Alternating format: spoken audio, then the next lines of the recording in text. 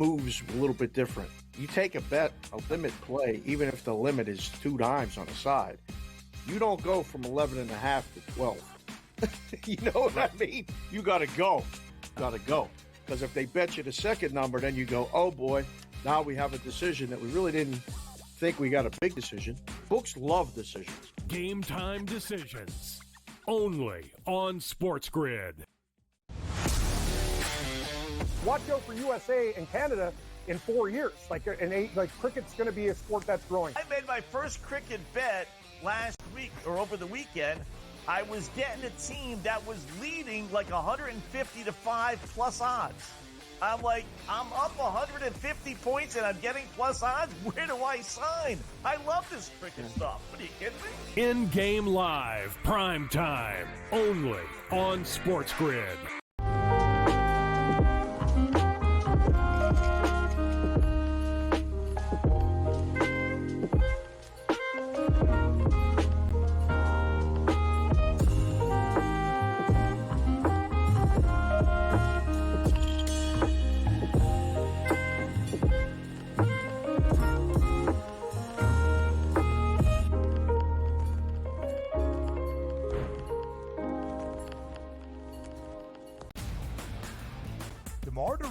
Now joins that team in Sacramento with the Kings. Aaron Fox, Domantas Sabonis, Devin Carter, who they drafted early, Keegan Murray as well. A Kings team, DRS, that has been a playoff contender. Is it going to equate to a championship? Probably not. That's not the goal. Make your team better every offseason. The Kings definitely got better with that move here, Ben.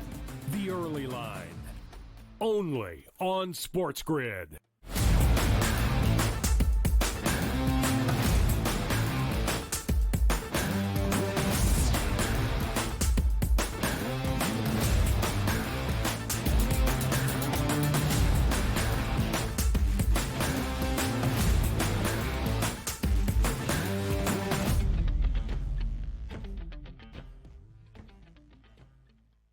Welcome to hour number 2. Talking season has begun in college football with Big 12 Media Days, starting the first of the 9 conference media days that we will see around the country this year at the FBS level in college football. A new landscape for CFB, but head coaches up to their old tricks anytime they step in front of a microphone. He is DRS, Donnie right side. I am Ben Stevens. We are here together for the next 2 hours up until 11 a.m. Eastern time on this Wednesday on the early line. Some football news to get through here. Plenty more around baseball. A quintuple header. That's 5 games in the WNBA on this Wednesday, starting bright and early, 11 a.m. Eastern time. We've got a matchup between the 2 top teams in the WNBA in Connecticut. The Sun hosts the Liberty, both teams at 17-4. What more could you want on a Wednesday afternoon? I think we might have to take some time off here with an extended commercial break and watch Rybakina and Svitolina right now, 4-3 in their first set of their match. So I don't know how much longer I can go on and pay attention. This has got me absolutely enthralled watching this tournament right now. Yeah, Rybakina is what we're looking for here. No, it's not. No, that was fine. I did my research, yeah. Depends on who you ask. You want pronunciation, wait till we break down the Wednesday semifinal at Copa America tonight. Colombia and Uruguay, as Donnie would say. Colombia and Uruguay making their way tonight to try to face off against Argentina. We'll have soccer previews. It's a July on the early line. But yesterday, again, Big 12 Media Days. Mike Gundy was the star of the show for ways you probably don't want to be the star of the show, explaining his rationale behind not suspending his star running back, Ollie Gordon II, the nation's leading rusher a year ago, a unanimous preseason all Big 12 selection, the offensive player of the year who was arrested for DUI just about a week and a half ago on June 30th. Mike Gundy saying 2, 3, maybe 4 beers. I've done that 1,000 times.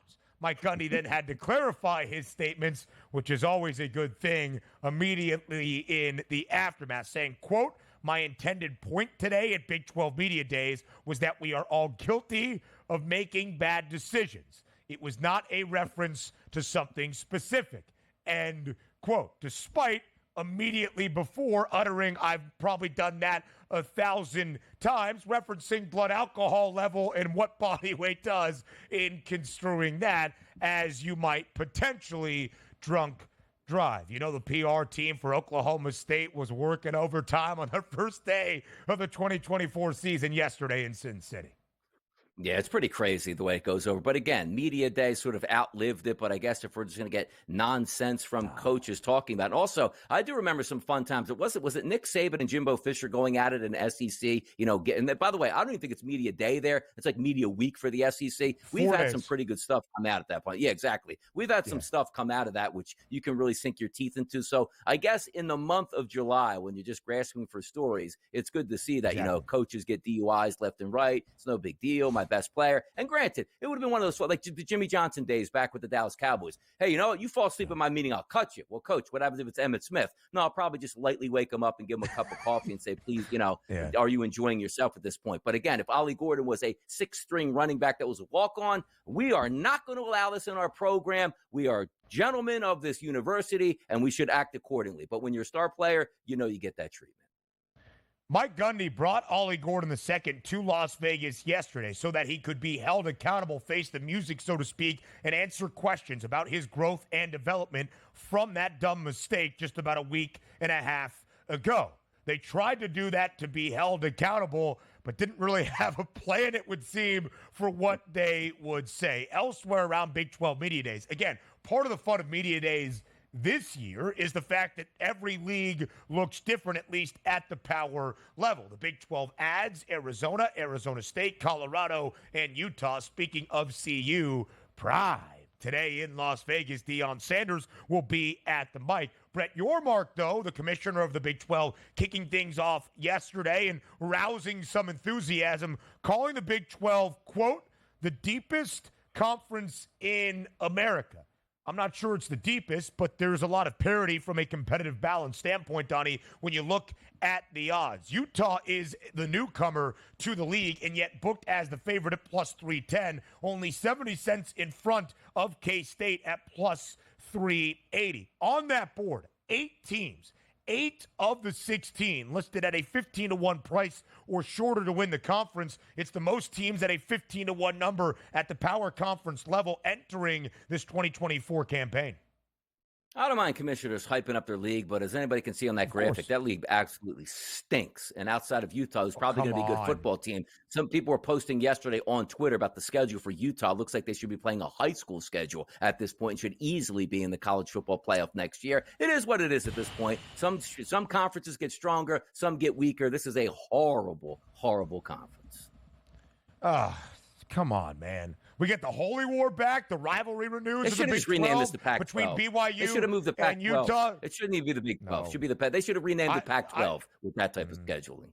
I think the Big 12 is a very compelling conference. Do not listen to College Football Casual, Donnie right side. But it's a big couple of weeks in college football because next week we've got the early release date of EA Sports CFP 25, the full release date next Friday, July 19th. And although we thought maybe he was holding out, he's in the game. That's Arch Manning using his name and his prowess for a little bit of promotion yesterday with his uncle Eli in a commercial for EA Sports. Arch Manning has opted in. Donnie, you going to break out the sticks and start playing EA Sports College Football 25 next week? We used to love it back in the day. And by the way, NCAA Game Breaker was the game we loved in the 1990s there from, I believe it was EA Sports made that game. It was sensational. Like you're running like, Tommy Frazier out there running wild. It's a good game. But let's get back to the point. Yeah, let's get back to the point here right now. My guy. Arch Manning. Like I see through things right away. And it doesn't take me long to figure it out. Do you remember when we were thinking about this, like, you know what? It's interesting. Arch Manning hasn't opted in here to get his $600. And they said, you know what? He's focused on football. He's not focused on anything outside here. Let him focus on football at Texas. Only, again, I don't have any inside information, but I know what happened here. This was just his people reaching out to EA going, he's not signing this for $600. You are going to pay him more money. But instead, I have more sympathy for a player if he said, you know what? This is wild. He actually doesn't want the 600. He wants 50 grand. Like, you know what? I respect it. He's trying to get as much money as he can. But to play it off as we're not really worried about this because he's focused on football. No, he wasn't focused on football. He was focused on getting more money out of EA. Just admit it. We will all think more highly of Arch Manning as opposed to, oh, he doesn't care about anything but on the field. Meanwhile, his team is maximizing his profit while they're saying that. Just come out and admit it. I'm not signing for 600. I think I'm a star. I want 50 G's. Like, you know what? I respect that. I hate the way they go about business now where he's not worried about the money until he's worried about the money, which he only was worried about the money. How about that? I look like Joe Lisi doing impressions here. Oh, you're telling me it was a marketing ploy all along to make 50K?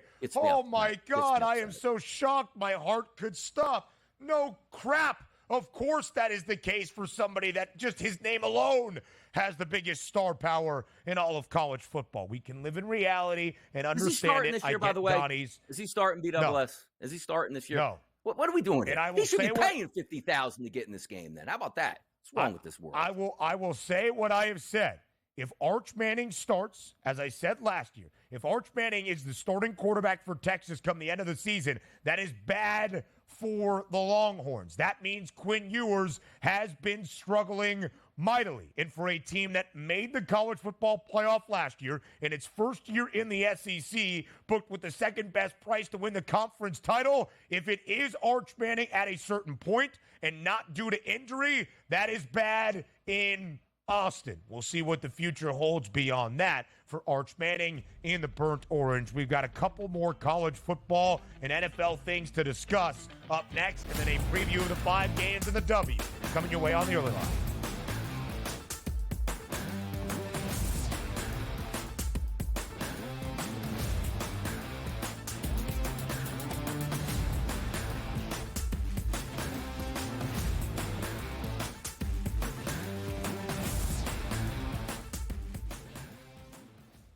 Anyone that's been to a sporting event, the atmosphere before a game, I think Game Time Decisions has that same exact atmosphere. This is our arena.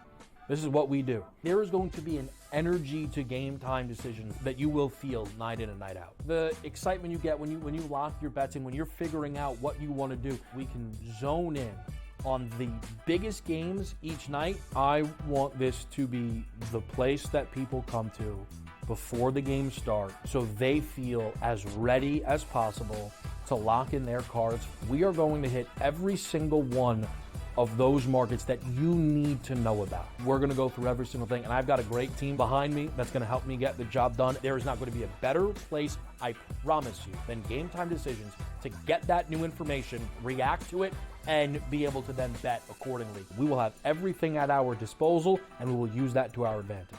I'm Kevin Walsh. Tune into Game Time Decisions from 6 to 8 p.m. Eastern on SportsGrid.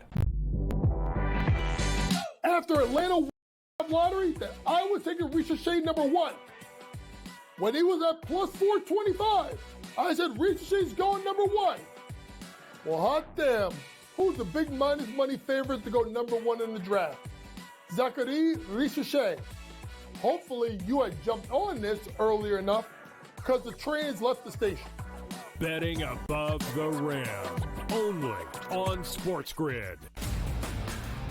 DeMar DeRozan now joins that team in Sacramento with the Kings. De'Aaron Fox, Domantas Sabonis, Devin Carter, who they drafted early, Keegan Murray as well. A Kings team, DRS, that has been a playoff contender. Is it going to equate to a championship? Probably not. That's not the goal. Make your team better every offseason. The Kings definitely got better with that move here, Ben.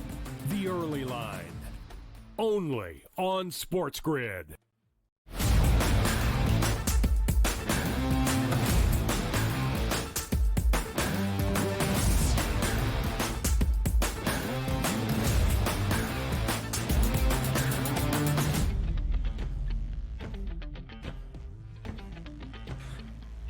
Now, this was the moment we've been waiting all show for. Donnie Rightside got some takes. He'll share them with you. This happened at the very closing minutes of our show yesterday. One of the best defensive players in the National Football League, the edge rusher in Jacksonville, Josh Allen, has officially changed his name to Joshua Hines Allen to honor the maternal side of his family legacy. That's what he says. That's what I believe.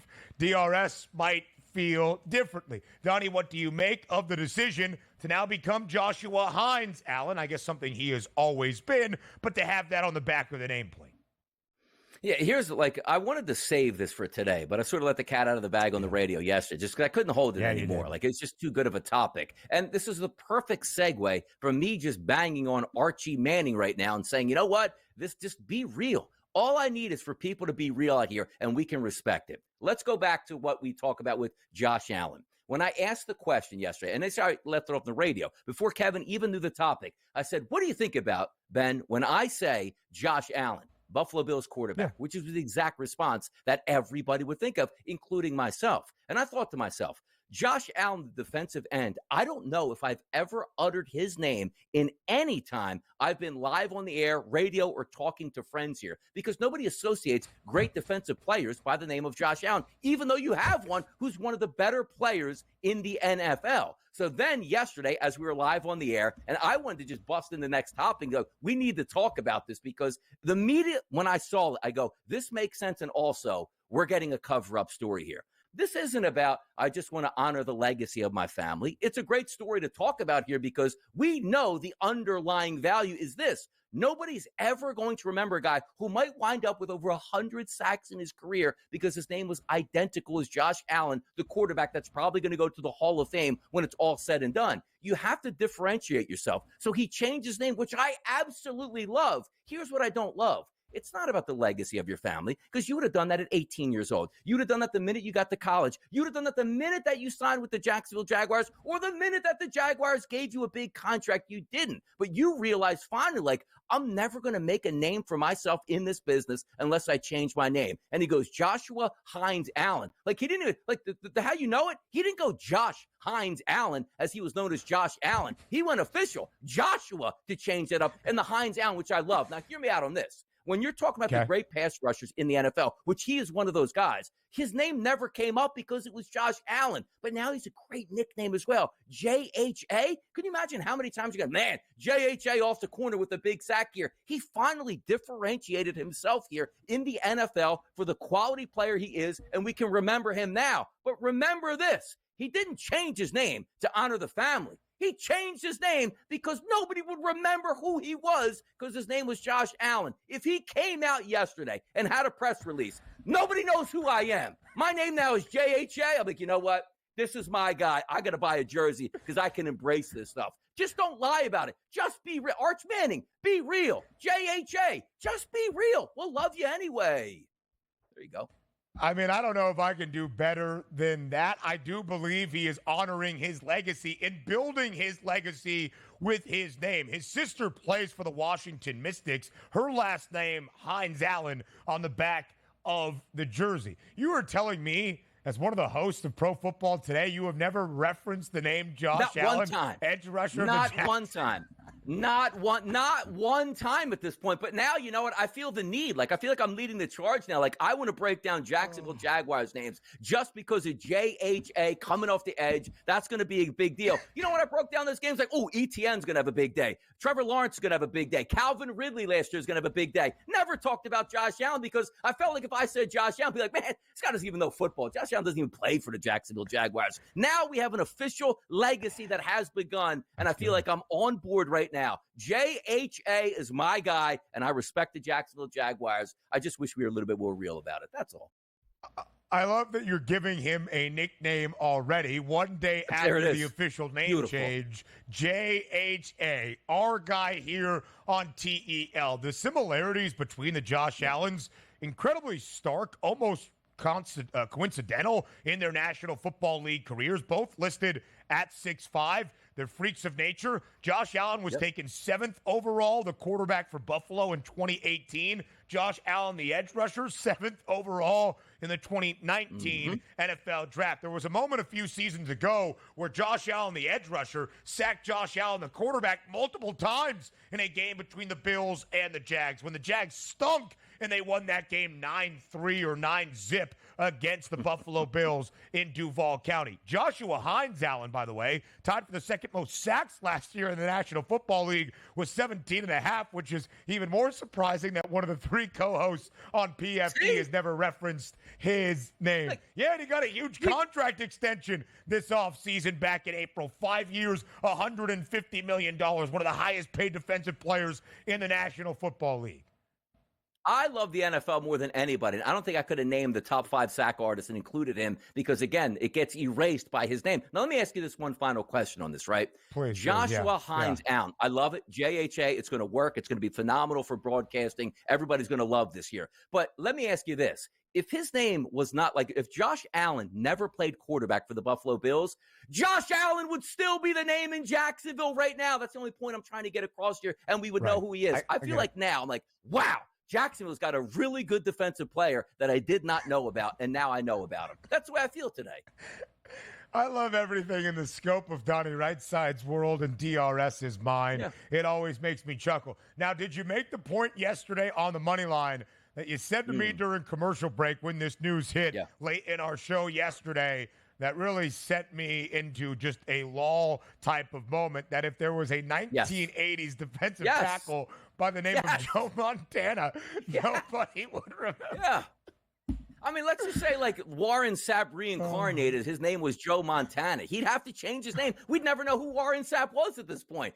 You can't do that to yourself. Build your own legacy. You can't have the same name as a great football player and get covered up by it. Smart move today. This is an agent. This is a group that got a hold of him and says, if you want to make money in the future, you can't be Josh Allen. I love this. So off the field now, JHA, an absolute superstar. Why isn't he already in the Hall of Fame? That's the way I feel about it today.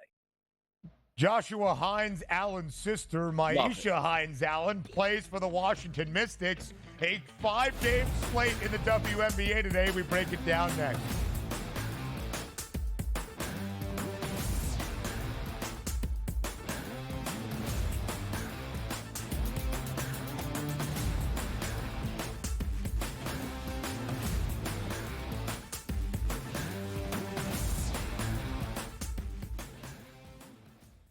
Anyone that's been to a sporting event, the atmosphere before a game, I think Game Time Decisions has that same exact atmosphere.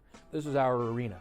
This is what we do. There is going to be an energy to Game Time Decisions that you will feel night in and night out. The excitement you get when you lock your bets in, when you're figuring out what you want to do, we can zone in on the biggest games each night. I want this to be the place that people come to before the game starts so they feel as ready as possible to lock in their cards. We are going to hit every single one of those markets that you need to know about. We're going to go through every single thing, and I've got a great team behind me that's going to help me get the job done. There is not going to be a better place, I promise you, than Game Time Decisions to get that new information, react to it, and be able to then bet accordingly. We will have everything at our disposal, and we will use that to our advantage. I'm Kevin Walsh. Tune into Game Time Decisions from 6 to 8 p.m. Eastern on SportsGrid. After Atlanta won the draft lottery, I was taking Ricochet number 1. When he was at plus 425, I said Ricochet's going number 1. Well, hot damn, who's the big minus money favorite to go number 1 in the draft? Zachary Ricochet. Hopefully you had jumped on this earlier enough because the trains left the station. Betting above the rim, only on SportsGrid.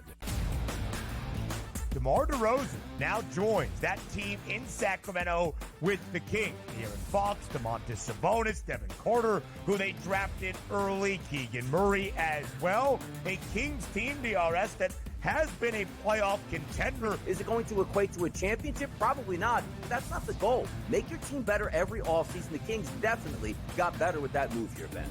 The Early Line, only on SportsGrid.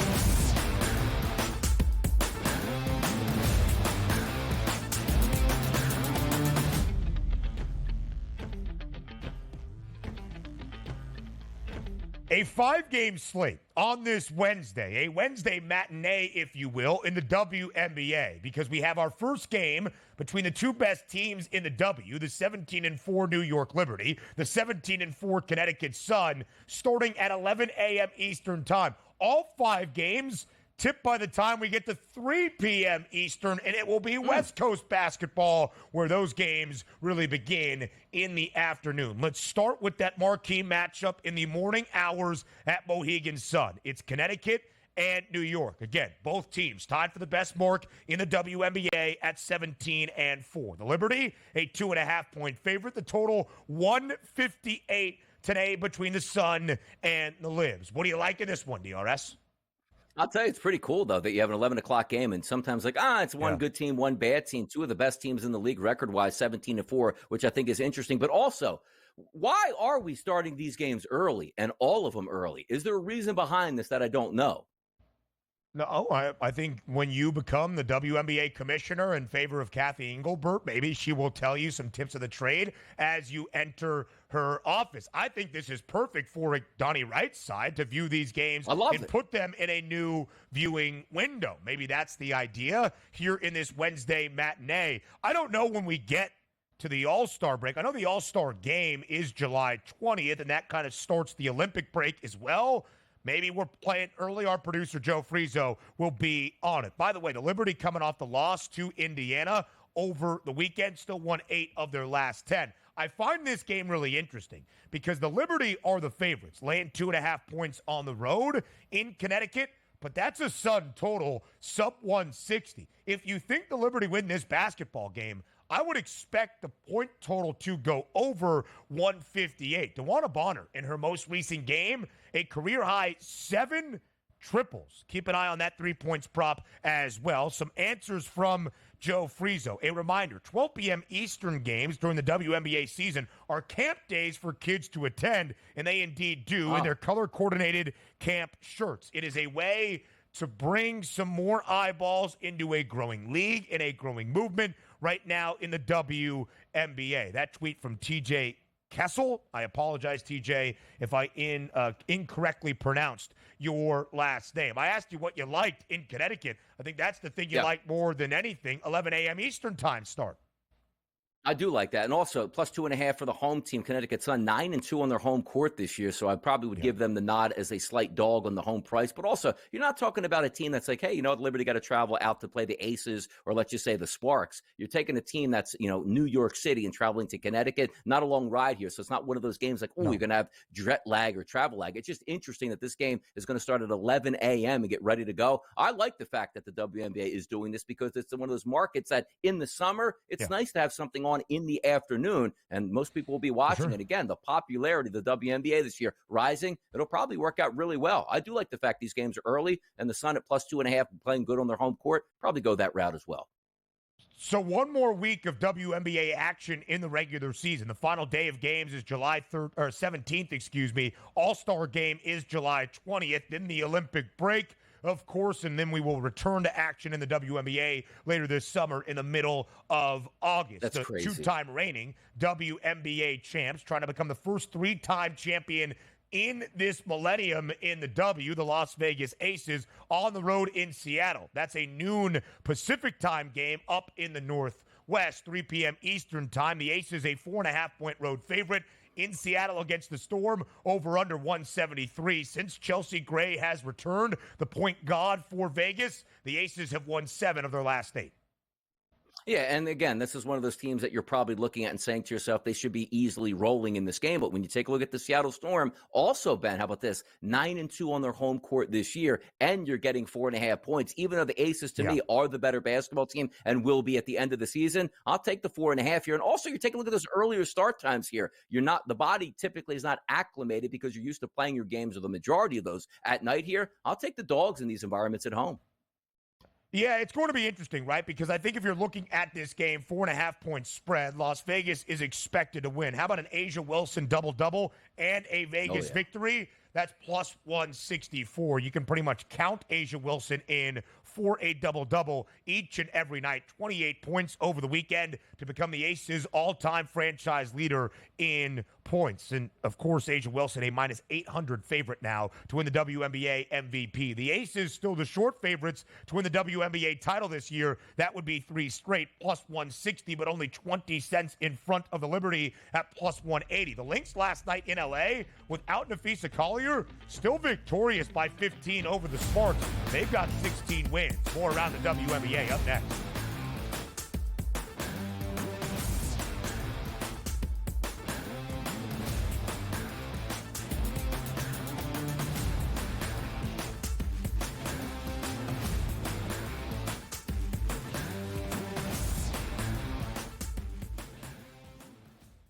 Anyone that's been to a sporting event, the atmosphere before a game, I think Game Time Decisions has that same exact atmosphere.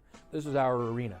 This is what we do. There is going to be an energy to Game Time Decisions that you will feel night in and night out. The excitement you get when you lock your bets in, when you're figuring out what you want to do, we can zone in on the biggest games each night. I want this to be the place that people come to before the games start so they feel as ready as possible to lock in their cards. We are going to hit every single one of those markets that you need to know about. We're going to go through every single thing, and I've got a great team behind me that's going to help me get the job done. There is not going to be a better place, I promise you, than Game Time Decisions to get that new information, react to it, and be able to then bet accordingly. We will have everything at our disposal, and we will use that to our advantage.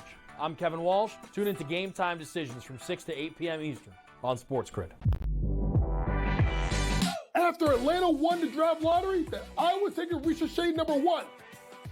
When he was at plus 425, I said Ricochet's going number 1. Well, hot damn.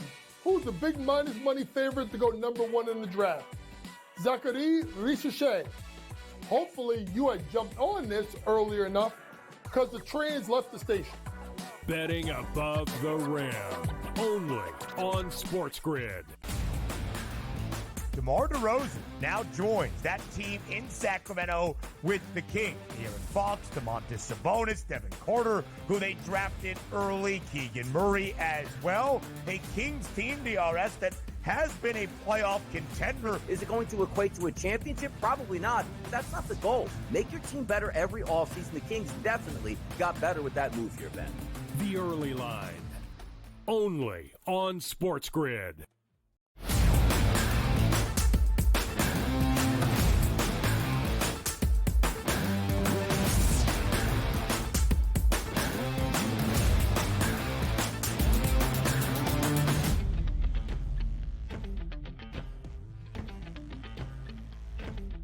In this 5-game WNBA slate, early on this camp day around the W, rookies on display. Indiana's Caitlin Clark, Chicago's Angel Reese, as the Rookie of the Year debate will continue on this Wednesday around the W. First, we head to Indiana, where the Fever will host the Washington Mystics. Indiana booked as a 6.5-point favorite, noon Eastern time tip, total at 170. In Caitlin Clark's most recent game, 19 points, 13 assists, 12 rebounds, the first ever WNBA rookie triple-double in league history. What does she do today for an encore? Yeah, I think she's going to play well here against one of the worst teams in the WNBA, and also a team that I believe is 2-10 on the road overall. So granted, it is a minus 6.5. You're going to have to win by margin, but I don't know what the Washington Mystics really are going to bring to the table today. So I do look for a big encore performance here for the Indiana Fever superstar Caitlin Clark. That's the way I'll roll with this. Bad road team, I don't think they're going to win. Therefore, I don't think they can cover the spread. 8.5 assists. The over has the plus money. It's really where her game has started to pick up, as the facilitation, the orchestration of the offense, the gelling with the teammates has been so much better for the Fever. If the season were to end today, Indiana would be the 7th seed in the WNBA postseason. Chicago would be the 8th seed. Caitlin Clark right now to go over that 8.5, as I said, is plus money. Second most assists in the WNBA, 7.4. Clark is averaging 16.1 points per game, 7.4 dimes per game, 6 rebounds per game. She is the only player in the WNBA that is averaging more than 16 points, 7 assists, and 6 rebounds. A historic rookie campaign. You could say the same, though, of course, in the Windy City for Angel Reese. 13 consecutive double-doubles. Now the all-time record for the most in a row in WNBA history. A single season or spanning multiple seasons, moving past Candace Parker's previous mark of 12 straight from the 2009 campaign into early 2010. Chicago, a 6.5-point home favorite today against the Chicago Sky. Angel Reese, will she have 14 straight double-doubles?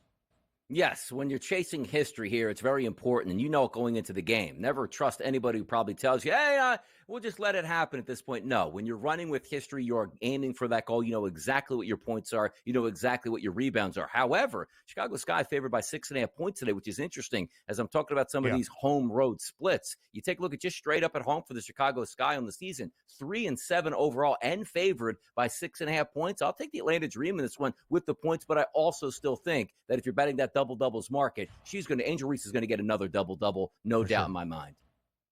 Her rebounding prop, 13.5. Reese leads all the WNBA with nearly 12 boards per game. Her points prop, 14 and a hook. Atlanta has been on a slide. They've lost 4 straight, 8 of their last 10. But if you expect a big day out of the Dream, look at the number 1 overall pick from a few years ago, although her points prop is not listed. Maybe Ryan Howard could be injured. We'll get some updates on that. Angel Reese to keep the double-double streak intact. 15-plus games is minus 120. So that means 14 plus is already baked in. It's probably greater than a minus 250 price. They are not listing her double-double number as of yet on the FanDuel Sportsbook. As we look at the Rookie of the Year odds, Caitlin Clark, still the odds-on favorite, minus 600. Angel Reese at plus 350. The fifth and final game on this Wednesday in the 5 that we have. Ryan Howard out with an ankle. Joe Frizo, our producer, great research there in real time. The Dallas Wings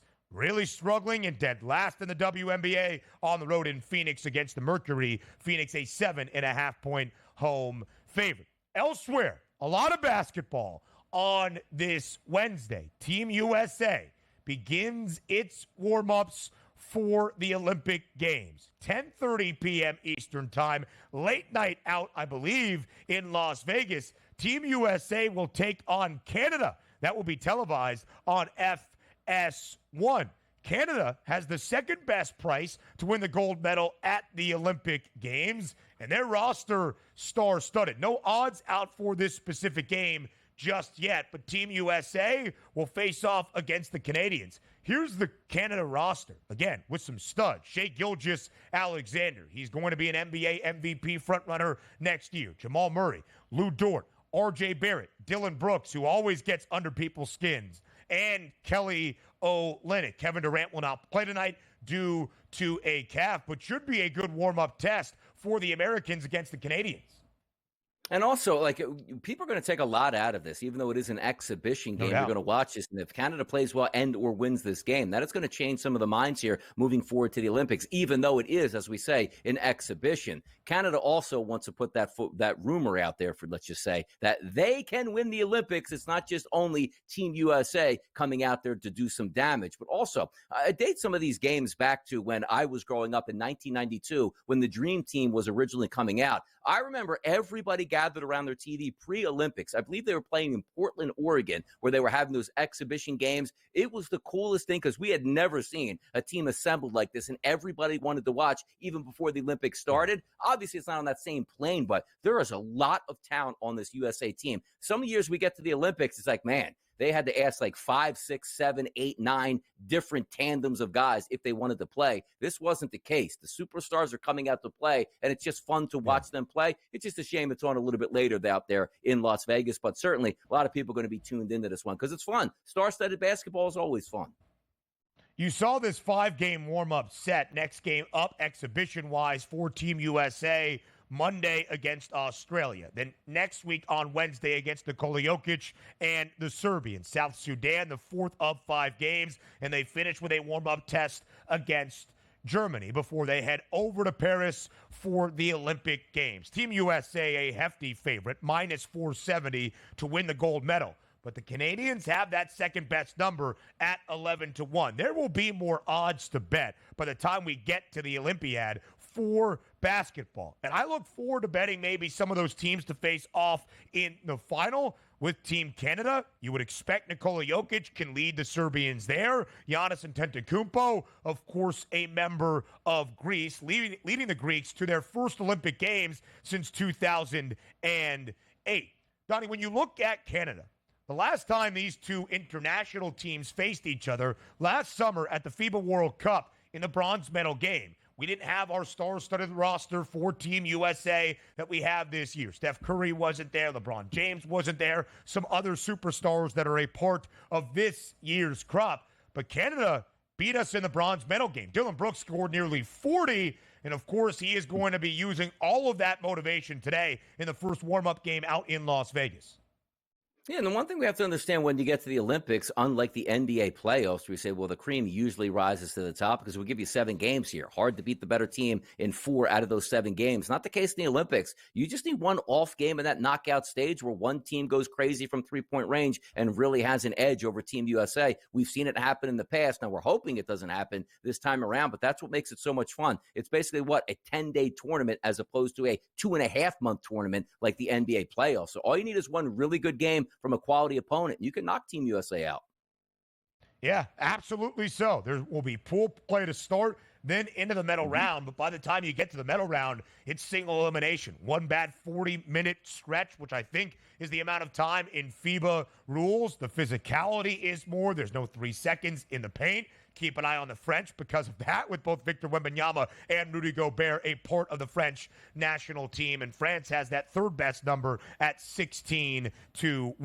And alongside Serbia, 16-1 as well. Should be a good display again today between Team USA and the Canadians. I would expect if a line were to come out, the Americans to still be a hefty favorite, but it's just warm-ups. Regardless, the takeaways tomorrow will be worth noting. If the Americans blow out Canada, hey, great start. This is the team that we expect to win yet another gold medal. If it's not very easy against the Canadians, could we poke some holes in the roster to try to have some narratives before we head over to Paris in just about 2.5 weeks? Back to baseball. Mark Zinno's MLB map up next.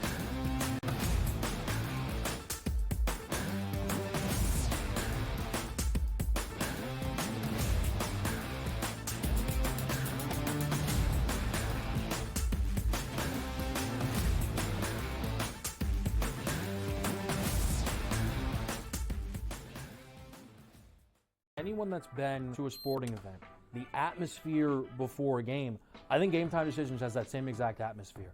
This is our arena. This is what we do. There is going to be an energy to Game Time Decisions that you will feel night in and night out. The excitement you get when you lock your bets in, when you're figuring out what you want to do, we can zone in on the biggest games each night. I want this to be the place that people come to before the games start so they feel as ready as possible to lock in their cards. We are going to hit every single one of those markets that you need to know about. We're going to go through every single thing, and I've got a great team behind me that's going to help me get the job done. There is not going to be a better place, I promise you, than Game Time Decisions to get that new information, react to it, and be able to then bet accordingly. We will have everything at our disposal, and we will use that to our advantage. I'm Kevin Walsh. Tune into Game Time Decisions from 6 to 8 p.m. Eastern on SportsGrid. After Atlanta won the draft lottery, that I was taking Ricochet number 1. When he was at plus 425, I said Ricochet's going number 1. Well, hot damn, who's the big minus money favorite to go number 1 in the draft? Zachary Ricochet. Hopefully you had jumped on this earlier enough because the trains left the station. Betting above the rim, only on SportsGrid.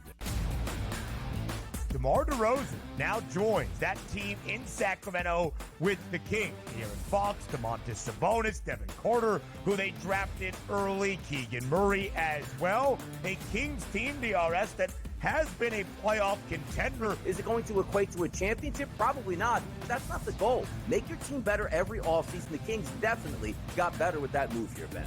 The Early Line, only on SportsGrid.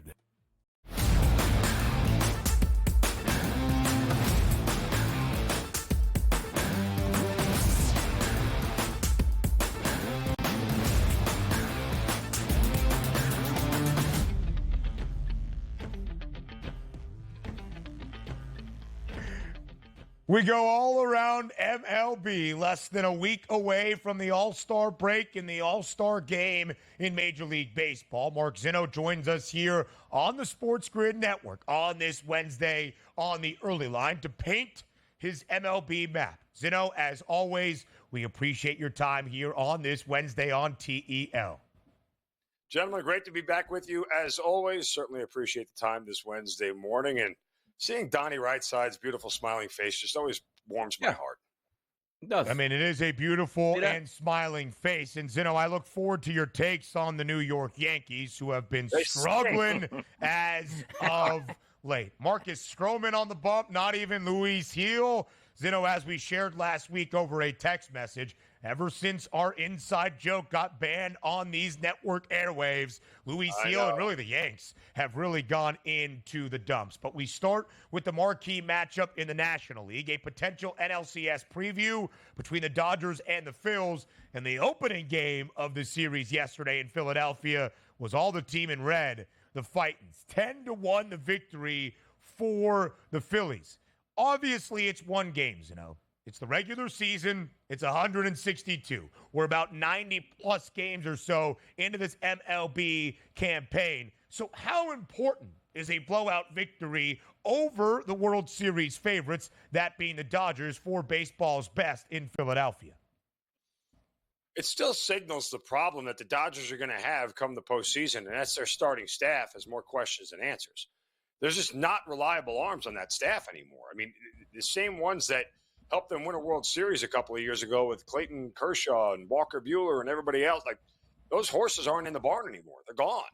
I don't know how much you trust Gavin Stone. I don't know how much you trust Bobby Miller. I don't know how much you trust any of these young guys that they have. I'm not saying they're bad pitchers per se, but there's a lot of unproven track record here with the Los Angeles Dodgers starting staff. And the Phillies clearly had the edge last night. Zach Wheeler at home feels nearly unbeatable.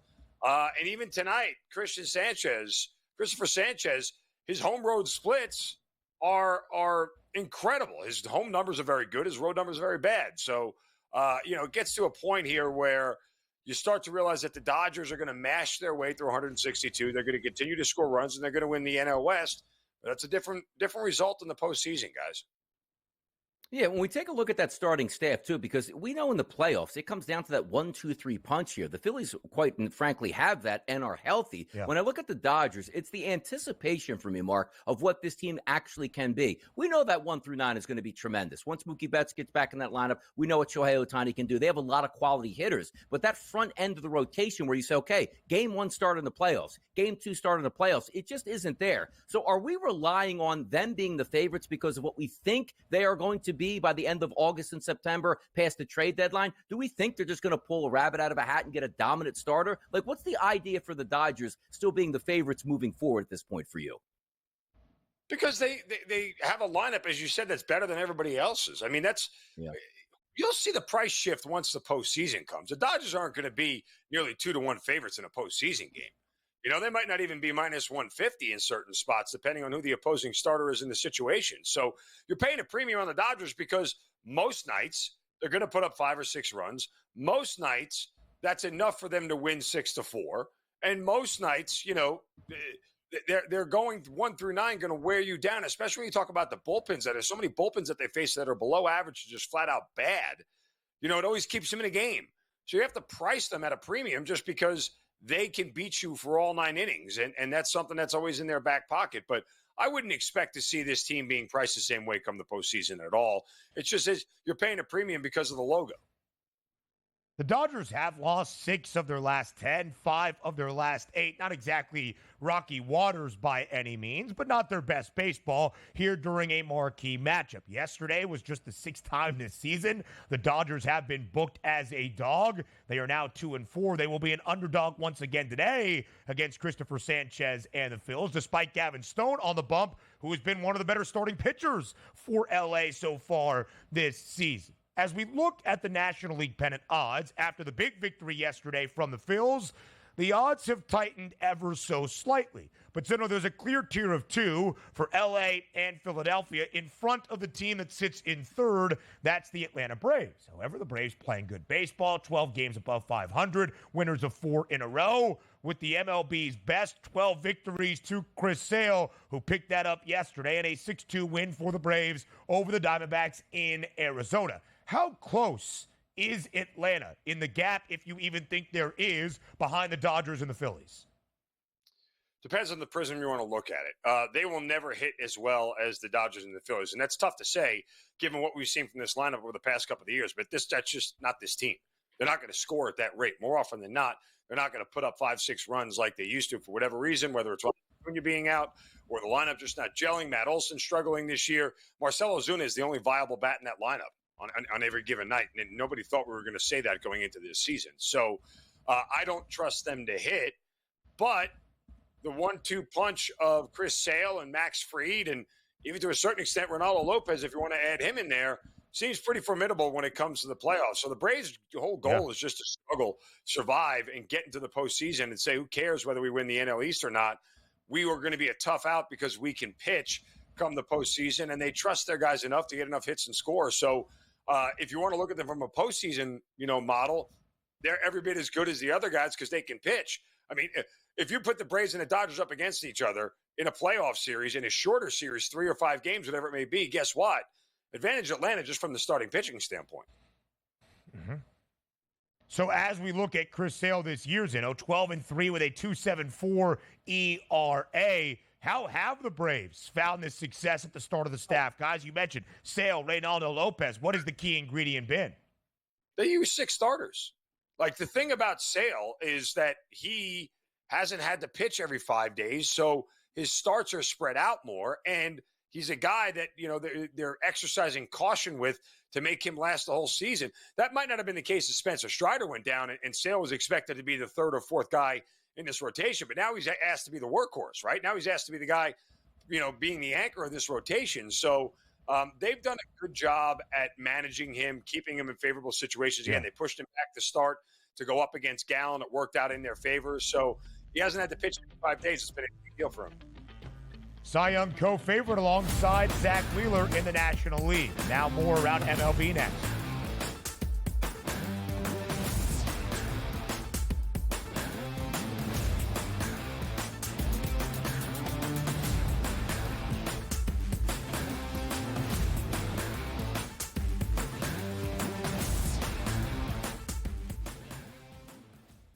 Anyone that's been to a sporting event, the atmosphere before a game, I think Game Time Decisions has that same exact atmosphere. This is our arena. This is what we do. There is going to be an energy to Game Time Decisions that you will feel night in and night out. The excitement you get when you lock your bets in, when you're figuring out what you want to do, we can zone in on the biggest games each night. I want this to be the place that people come to before the games start so they feel as ready as possible to lock in their cards. We are going to hit every single one of those markets that you need to know about. We're going to go through every single thing, and I've got a great team behind me that's going to help me get the job done. There is not going to be a better place, I promise you, than Game Time Decisions to get that new information, react to it, and be able to then bet accordingly. We will have everything at our disposal, and we will use that to our advantage. I'm Kevin Walsh. Tune into Game Time Decisions from 6 to 8 p.m. Eastern on SportsGrid. After Atlanta won the draft lottery, that I was taking Ricochet number 1. When he was at plus 425, I said Ricochet's going number 1. Well, hot damn. Who's the big minus money favorite to go number 1 in the draft? Zachary Ricochet. Hopefully you had jumped on this earlier enough because the trains left the station. Betting above the rim, only on SportsGrid. DeMar DeRozan now joins that team in Sacramento with the Kings. De'Aaron Fox, Domantas Sabonis, Devin Carter, who they drafted early, Keegan Murray as well. A Kings team, DRS, that has been a playoff contender. Is it going to equate to a championship? Probably not. But that's not the goal. Make your team better every offseason. The Kings definitely got better with that move here, Ben. The Early Line, only on SportsGrid.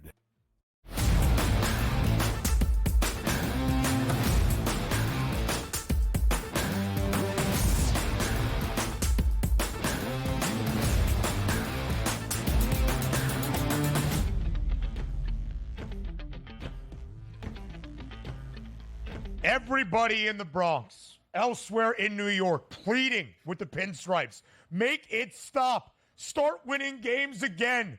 The Yankees have lost 16 of their last 21, dating back to June 14th. On that date, after a victory over the Red Sox, they were 50-22, nearly 30 games above 500 with baseball's best record. Mark Zinno, I look forward to your thoughts as we break down the second game of a midweek set between the Yankees and their divisional foes, the Rays, at the Trop. Tampa victorious yesterday, 5-3. They scored 4 runs in the home half of the first and never looked back. Will it end today? Will the Yankees finally register a win to get back into the win column at the Trop? I mean, I would not back Marcus Stroman all that much. Guarantee that Boone's going to leave him in for about 4 outs too long. We know that's going to happen just because he has to get through 5, right? But here's the interesting part. The Yankees are 10-15 straight up as an underdog this year. They are a short dog here tonight. Tampa Bay, the slight favorite in this spot here. And look, you guys know my thoughts on the Orioles. I've been telling everybody all season long I thought they were going to win the AL East and that they were a better team. Here's the dichotomy. The Orioles have 7 guys and 2 jabronis in their lineup. The Yankees have 2 guys and 7 jabronis in their lineup. That's the ultimate difference as to why the Orioles are that much better than the Yankees are right now. So after you get through Soto and Judge, it ain't that hard to get guys out. When you're batting Trevino and these guys who are hitting less than 200 on a night-in, night-out basis, I'm not sure what you would like. As much as I despise Aaron Boone, I'm not sure what else he can do. He can only play the guys that are on the roster right now. This is a poorly constructed roster. Who would have thought I would be saying here as we approach the All-Star break, God, I miss Giancarlo Stanton, because that's not a phrase I ever thought I would utter, his entire contract to the Yankees. But they do miss his bat. For as much as his 245 average, the guy hit the ball to the ballpark, and every time he touched the bat with the ball, it seemed to go a long way. So that was enough for that lineup to look a little bit different. Not the case right now. Guys, I like the under tonight. Believe it or not, I will believe that the Rays can't score because I think their offense stinks, and this is a team with a negative 60 run differential for a reason because they're not good. But, hopefully Stroman doesn't get blown up. We knew Rodon was going to get – he's a hump. We knew he was going to get killed last night. Would have never backed him either. But, as long as Stroman can be mostly out of trouble here tonight, I like the under. There you go with that. But yeah, shout out DJ LeMahieu, 2 base hits last night to get right around a 200 batting average, batting in the 8th and 9th in that order here. Tough scene for the Yankees. But yeah, by the way, they got really lucky yesterday that the Chicago Cubs iced over the Baltimore Orioles. I don't know if that's going to take place today. Burns is back on the mound at home as a minus 174 current favorite here at the FanDuel Sportsbook, a total of 8.5. Now, hear me out on this too, Mark. You got 85 to 90-degree temperatures, 15-plus mile-an-hour winds blowing out today. Imanaga, typically it seemed like, hey, the Cubs can win again. He's been a shell of his former self of what he started the season. What are we looking at for Baltimore today? Did they get back in the right direction here in the win column? I mean, God, the one game I got wrong last night was the Orioles. Thought they would really pounce all over Cubs and Dean Kramer. Nothing like playing against Dean Kramer, rather, his first start off the IL, to watch him go 5 innings, 2 hits, no runs, and 8 strikeouts, only to go back home and get rocked. Cut your hair, Dean. Anyway, Imanaga, here's the thing. He's been really good against teams he's seen for the first time, right? Like, that's the wild card in this scenario here. The Orioles haven't seen him. Sure, they've watched film on him, but they've never seen him live before. So there's a slight edge to Imanaga in that spot. But, you look at Corbin Burns, who's been the ace of their staff. How do you not back him, especially as a guy this year who's been the beneficiary of a good amount of run support Corbin Burns has for the Orioles, getting nearly 5.5 runs per game. Burns at 12-6 when he starts, so hard to play against him in this spot. Yeah, Mark Zinno correctly predicted Shota Iminaga's downfall in his final start of May because prior to that, he was 5-0 with a .84 ERA. Now the record's 7-2 with a 3.16 ERA for Shota Iminaga in his first year in Major League Baseball. Quickly, here's Enna. Let's go late night to San Francisco out in Northern California. Logan Webb, the all-star ace for San Francisco, gets the start for the Giants. They're $1.50 favorite against the Blue Jays. What's the play here? Chris Bassett is not the same pitcher on the road as he is at home. His splits are quite dynamic. However, he's been better this year, but has not gotten a lot of run support. Just 2-3 on the road this year, but a sub-3 ERA. I like the Giants in the first 5 who are at Logan Webb or the first 5 under. I think, again, this is a Giants offense I don't like to back all that often. So if we get good Logan Webb at home, Giants should be okay. Listen, your breakdown for the Yanks in the Trop today was exactly worth the billing and why you are here. Sensational passion, Mark Zeno. We appreciate the time always. Hour number 3 on the other side of the break here on TEL.